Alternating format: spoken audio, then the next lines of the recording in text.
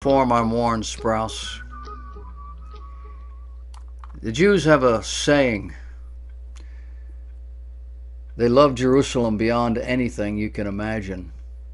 And the saying used to always be one day in Jerusalem. In the late 1940s, coming out of World War II, Israel was granted her homeland once again by the United Nations. And from that moment on, there has been nothing of peace there. There's peace in Jerusalem today more than at any time, probably in recent history. A Palestinian terror group says that its engineers have developed accurate and destructive missiles that can reach the occupied cities of Tel Aviv, Netanya, and Jerusalem. Abu Hamza, a spokesman for the Al-Quds Brigades, the military wing of the Iranian-funded Islamic Jihad organization in the Gaza Strip, threatened that his group's rocket unit would turn Israeli cities into hell. Abu Hamza said there's no place for the Zionist enemy on the land of Palestine.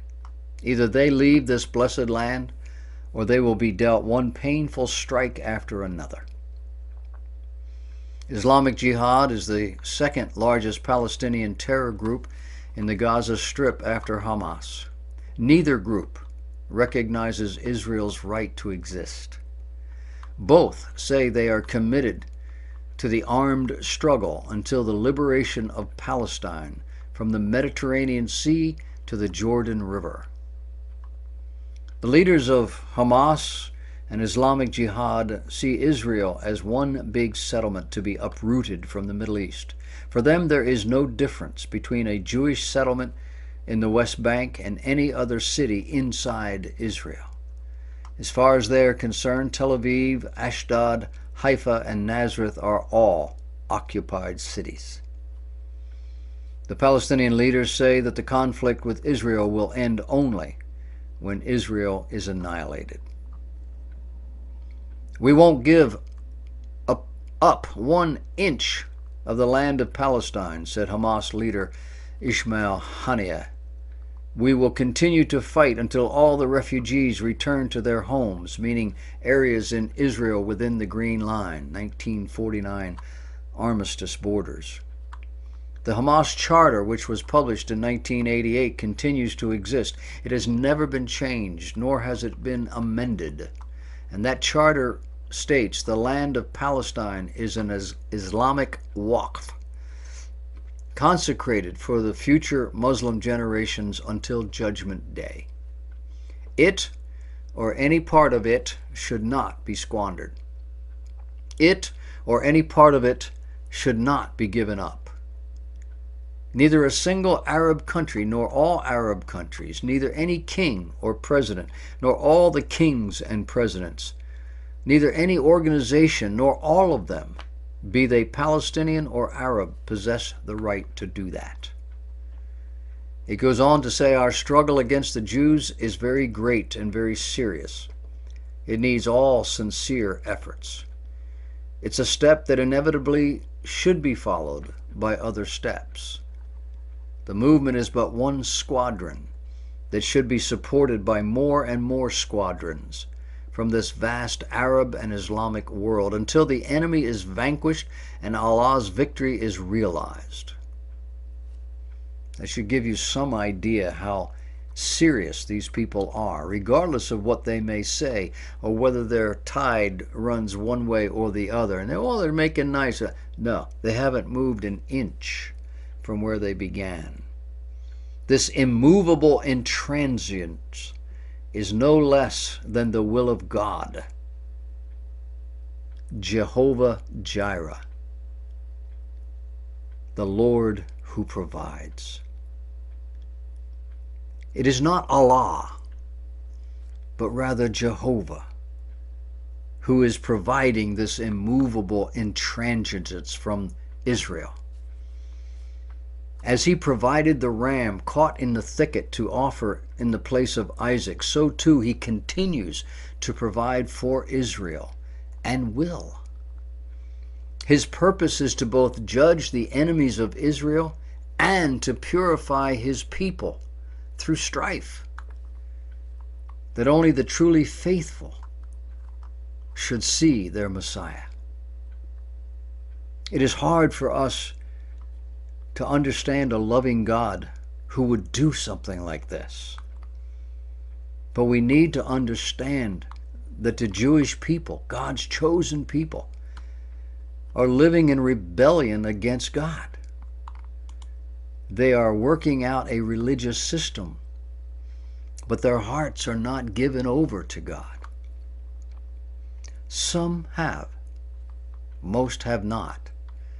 And the Bible predicts that during the Great Tribulation, all but 1/3 of the Jews on the planet will die. And their death is a judgment. It isn't they'll die and go to heaven. No, they're going to die and go to hell for unbelief. But they're God's people, they're Jews. They're in unbelief. Being born a Jew doesn't guarantee you anything. There are Jews in this world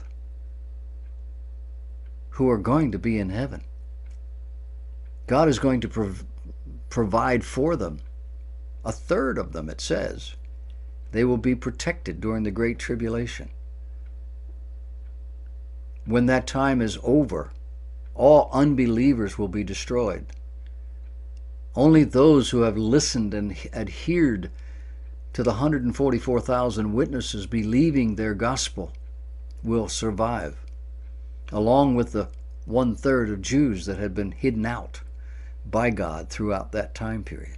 They will repopulate the earth after the Great Tribulation.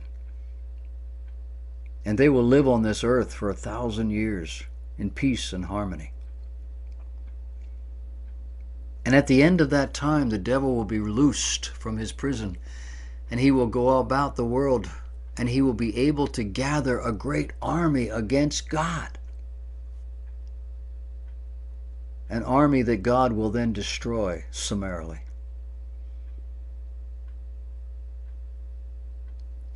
Destroying along with it the entire earth, only to create a new heaven and a new earth that will never be destroyed. This is a picture of the heart of humanity. Human beings are born into this world with a corruption in their heart, a moral corruption.